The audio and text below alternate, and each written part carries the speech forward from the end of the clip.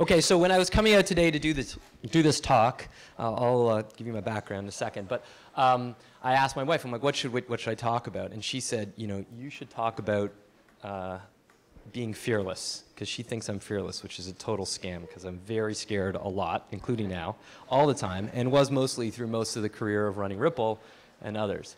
So wait a minute, okay, here we go. Sorry, down is up, of course. It's like Bizarro World presenter. Hey, Jamie. And so I prepared this talk. I did this talk. I've given it a couple times, once in Halifax and once at Mars a little while ago. So I'm all ready to go. I can give you this talk. It's called Killing It with Vision. It's all about how to use, how to create a vision, how to craft it, what does it mean to position it, and how to tell your story, which I think was integral to our success at Ripple and certainly was helpful at WorkBrain, a company I was also part of the founding team. But then also had this other thing I wanted to talk about, which I haven't really put a talk together for, but it's on my mind and I've been thinking about it because I see a lot of companies and I was thinking about how I could help people here. And that one's called The Border is an Imaginary Thing. Okay? It's really about the fact that the border is an imaginary thing, doesn't exist, and how Canadian companies get stopped by it all the time and they don't think with the right mindset. So here's my fearlessness. I'm not going to give a talk on that, but I'm going to try and be fearless and ask you, which talk should I give? And I'll do either one you want, the one without a wire, just no slides, I'll just go through it, or the one that I've already done before, up to you. Okay, well, we'll just try and do this in a semi-ordered fashion. All in favor of the prepared talk, hands up. Oh, jeez, okay. Thanks a hell of a lot, guys. This was a lot harder than. Well, anyways, you should really have a vision. Tell us the inspired story. It's really good. That was Salesforce. You could do a lot of stuff. Okay, I'll give that one elsewhere. It's actually up on the web, the longer version. So, okay, all right, we'll go back to Plan A or Plan B. Thanks.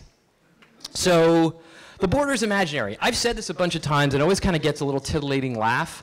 And I was wondered why, and maybe it like kind of tickles people because it's sort of a taboo topic. And people laugh when you're sort of like my 5-year-old laughs about poo-poo humor because it's kind of taboo. And maybe when people laugh about this thing, it's because it tickles them a little bit. They know maybe I'm telling the truth. And so my point is the border is imaginary. It's not a real thing, okay? And I mean, I'll be very specific. Oh, wait, before I do that, I'm supposed to tell my background. Okay, so I'm from Toronto. I did a law degree and an MBA at U of T, and I was saved from that career of investment banking, consulting, and lawyer by a guy named David Ossip, who said, come join my startup. Ray Nunn, who's here, was one of the co-founders too. And that company went from like 6 of us to about 700 people, about 100 million in revenue. We took it public and we sold it to Infor. I did marketing, corp dev, and a whole bunch of other shit there. And then I started Ripple with David Stein and George Babu, a bunch of other folks, and we built that in 3 years. Sold it to Salesforce about 3.5 years ago, and I've worked there for the past 3 years. And I became a pretty active angel investor. I've done almost 50 deals in Toronto, mostly, and really engage in trying to help the startup ecosystem. Okay, so that's why I'm allowed to give this talk. Okay, so the border is not like a mountain, okay? It's not like you can't cross it. It's not a river in most places. It is something that's created in our mind, okay? It's something human beings created. And because human beings created it, we have 2 things that happen. One, we can uncreate it. We can do different things with it. We don't have to follow the rules. And the second is, it's very powerful in our imaginations. It orients the way we think about what we're doing. And as startups in Toronto, it can be a very toxic and dangerous thing for us to think that there is this imaginary line, like 50 miles from here, that protects us and stops us from the things that are going on south of it. And I would say that is total nonsense, and it's suicide for your startup and bad for our ecosystem if you think that way. Okay, so I invest all the time now. I meet people, give them advice, and try and talk to them. I have no idea why they want it, but they want to spend time with me, and I'm kind of lonely at home, so I'll go out with people. And I see this kind of thing happening all the time. And so what I see people thinking is they think in very small terms. What is the #1 symptom? They're like, hey, there's this idea in the States. I'm going to do the Canadian version of it. Okay? Don't do that. It's very bad. I'll talk about it in a second. They think, I'm just going to run this here for a little while and have a great company. Someone's going to come and buy me out, right? And then they also say, well, I'm going to start in Toronto. Eventually, I'll get to the States. Eventually. But I'll go to Montreal next. And then Vancouver. And then Halifax. I'm going to own Canada. And then eventually, I'm going to get around to going down to Buffalo if I live in Toronto, or New York, or Chicago, or LA, or the 300 million people that live in the biggest market in the world just south of us, on the other side of an imaginary line. They're going to ignore that because there's an imaginary line there. And I think it's because they're actually fearful and worried and scared, and they're not doing what the startups that everyone aspires to be, the great world-changing startups, they're kind of pretending. It's a little kabuki theater. I'm not really going to go do that. Okay? Because when you're in Silicon Valley, someone asks a question, you can't pretend that there's an imaginary line. You have to compete against the best in the world, and that's the only option, or else you're dead. And because we have this protective imaginary line, we think, oh, well, there's another plan B. I'll do something else. It's a terrible thing for us. Okay, so what can you do to get around this? I think I'm okay on time. Are we okay? I got a couple more minutes? Okay, great. Number one, mindset. You know, I noticed the same nervous laughter in here when Faisal was just up here talking about how he was working like maniacs, right, around the clock all the time. Because probably not all of you are doing that. But guess what? Most of the companies in the Valley that you're competing against are doing that. They're not worrying about burnout all the time. They're worrying about survival and winning and being the best in the world. And that's a mindset that I think goes away when you remember that the board is an imaginary line. Now, I used to do the first New Day hire orientation for everybody at WorkBrain. When we were cooking, we were hiring 5 people a week, 10 people a week. And every day I would go in and I would say, welcome to WorkBrain. I would say, you might think you're joining a nice Canadian company here at Don Mills in Eglinton, but you're not.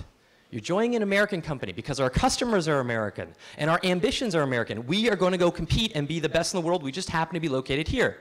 And more importantly, there's a company called Kronos. That's the big bad incumbent in this industry. And there are people there, they know about us. And every day they wake up and their job is to make you lose your job. Okay? They don't want you to exist. They want to put you out of business. And if you don't come with that game face competition, that mindset every day, they're going to run over us. And if you don't like it, there's the door, you should leave. That was a little more polite than that, but that was the message. You need that mindset. I think exactly what you just heard tonight, the founder set the mindset, the attitude, the approach of what you're doing. Well, if you think the border's going to protect you, you're going to lose, you're not going to have that mindset. So mindset's incredibly important in your startup. Second, physical location matters. In the case of WorkBrain, we started in Atlanta the same day we started in Toronto. In the case of Ripple, within 6 months of starting the company, or about 9 months of really going, we had an office in Silicon Valley. Why? Because we had to compete globally. The border was an imaginary line. It wasn't real. It was something that we just happened to deal with. But our market was everywhere. And let's speak about markets. I think it's awesome the guy from PwC was here saying he wants to do pilots. But candidly, Toronto is not the best market for early adopter visionary customers. In many cases, those are American customers. You need to be near your customers. So I'm not saying move, but get down there physically. Open an office if you can. Go have dinners there. Spend time near the vast majority of customers in North America. If you don't worry about the imaginary line, they're in the States.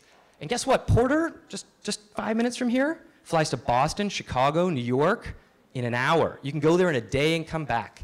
You can open an office really cheaply in all these offices. We weren't like in palatial accommodations in San Francisco, but we could say we were in San Francisco. And exactly as you heard, we could walk the aisles, we could talk to people, and literally for us, by the way, Facebook was our key customer. If we weren't there, there was no way they were going to become our key customer. And people asked us all the time, how did this little company in Toronto get all these customers in the States? It's because we were in the States. And in the case of WorkBrain, Ray over here spent a lot of time in Atlanta because that's where all our giant American industrial customers were. You wanted to find Walmart, Target, Best Buy. You couldn't find them hanging out at Spadina and Queen. Not possible. Sorry. All right. Let me go to the last part. Ambition. Okay? You want to remember that the border is an imaginary line. Your ambitions have to be global. They can't be about being the best in Canada. I remember going to see Roger Martin, who was the dean of the business school, and he asked us, oh, you want me to be involved in WorkBrain? You want me to be on your board? What's your ambition? And we said, we want to be the best in the world. And he said, great, because being the best in Canada is irrelevant. And guess what? That's true. That and a quarter will get you a phone call, right? It doesn't mean anything. And I know this is harsh. Sometimes people are like, well, I'm the best in Canada. Who cares? Who cares? Go build a global competitor. And I'll tell you the other reason why it matters in terms of your competitive insight. It's because it won't work anymore, all right? So, like, I've talked to the folks. I remember I was an investor in a company that was an Uber competitor, and their goal was to be the Uber of Canada. Great idea, guys. I gave them their money. Go for it. Be aggressive. Don't worry about the law. Like, make it happen. And, well, I mean, look, that's a great example. They were very worried and nervous. I don't think the guys at Uber, I knew some of the early guys at Uber, they didn't have the same concerns, or they did. They were like, we're going to make it happen. Talk about mindset, talk about location. Very different stories. at the end of the day, I think it's important for us to remember that we have incredible assets being here in this community. And it really is amazing to see this happening. I think you guys are doing a great job. There's so many things happening in Toronto. It really is different than it used to be. But if we don't get over this idea that some imaginary line, some set of politicians and bureaucrats and diplomats will protect us or protect you or make your business exist, I don't think we're living up to the true aspirations of what it really means to build a globally competitive tech ecosystem. It's not very good for your companies, and it's also not going to be great for your outcomes.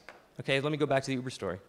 I talked to the Uber guys. I said, why don't you buy this local company? You're expanding to Toronto. They're here already. They've got some customers. You know what they said? Oh, no. We saw what Groupon did. That was a terrible mistake. And the mistake was Groupon said, we'll buy any local startup competitor that's trying to copycat us. That's how they're going to grow. And you know what that did? It created every incentive in the world for people to create local startup copycat competitors. Does anyone know how many startup copycat competitors Uber has bought? 0. Because their attitude is American. Their attitude is, we are going to win. We are going to go beat every competitor. We're going to go into a city and crush them. And guess what? They're going to do that to your little copycat startup here, whether it's in the food service industry or in home services or anything. So my time's up. I'll stop. The border's imaginary. Okay, that was, by the way, first time through. Guys, got to give me some feedback, okay?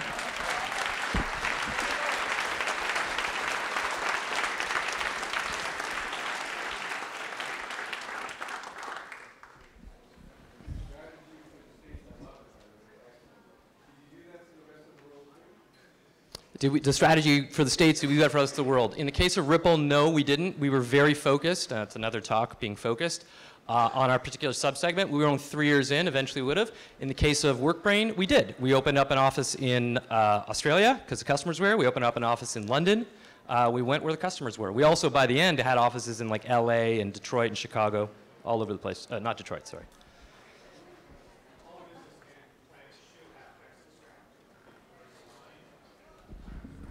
All business plans should have an exit strategy. Did ours align? No. I mean, no. Actually, it didn't. And I don't think WorkBrain didn't have like that exit strategy played out. It just happened. And in the case of Ripple, no. I mean, it was somewhat opportunistic what occurred, and we certainly didn't think we were going to be sort of sold in 3 years. We thought it would take 7 to 10 years, like WorkBrain did.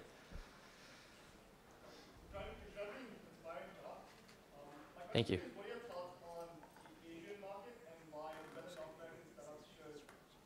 Yeah, so good question. It's kind of new. It's happening, not new, it's been going on for 10 years. The question is, what do I think about Asian markets? Should I take the similar strategy? The answer is, I don't know. I'm not really sure. I think the probable answer is in many cases you should. If something that you're doing is relevant to what's happening in Asia, you probably should be there in the same way. I know many of the startups in the hardware space are going there a lot because they've got sourcing going on there. Also, sources of capital, the kind of financing that people are getting for crazy ideas is actually coming not just from Silicon Valley, but also from China. Some very aggressive term sheets I've seen, so some people who are going after very crazy things. But having said that, look, you're in Toronto. You're really close to all these other markets. Like I just sort of was making the point, Chicago, Boston, New York are closer in many cases than Vancouver and Calgary and Halifax. Why would you go there before you go to the other places? By the way, I'm making connections for hardware companies who would like to manufacture in China. Oh, great, cool. So you have a very interesting background, so I would like to know at what point it would make you do that decision, like you don't want to be the lawyer and then to leave, but start your business. Oh, yeah. Why did I decide to not do that? Well, so 2 things. One is, I think my path was, I was sort of in the middle, and I kind of actually recommend this to a lot of people. Everyone wants to be Mark Zuckerberg and start a company out of undergrad. The odds are extremely difficult that you're going to succeed. I suggest for many people looking for jobs or who want to be startup founders, a lot of 18-year-olds, I'm like, go get a job at a startup. It's like being an intern as a doctor, right? Like you learn in school, but then you learn the experience and the skills. So I was lucky. I got to work with David and Ray and people who had done stuff before. I was totally academically excited and very theoretical, and then they would teach me and say, calm down, Tonto. Let's teach you how this works in the real world here. Ray's laughing because he knows it's true. And I just decided because I liked it. It was better. I mean, I'll tell you, I was very lucky to have a guy named Peter Thiel as an investor in Ripple. And I met Peter when I went to school in the States, and he went to the same law school I did. And he worked at the same law firm I did for 8 months. I worked there for 4 months. And I said, Peter, why did you quit? Like, I was curious, why did he do that? He said, oh, I wanted my life to be more stochastic. right? Those are your engineers. I wanted my life to be more random. Because as a lawyer, you know, at this law firm we worked at, it was like one of the highest paid law firms in the world, but you could look and you could see your future. Year 2 as second year partner, fourth year partner, or 6-year associate, and then junior partner. And for many people, that was awesome. As a path to multi-millions of dollars, you just work hard. And for me, that was like a terrible nightmare. I wanted my life to be more random. I wanted to do things like this and be a little more fearless in life, and that's why I chose it. Do you have more? Okay, last one. You're an angel investor in a lot of companies. How do you balance kind of being a Salesforce and kind of providing the love and care to? Yeah, how do I balance that?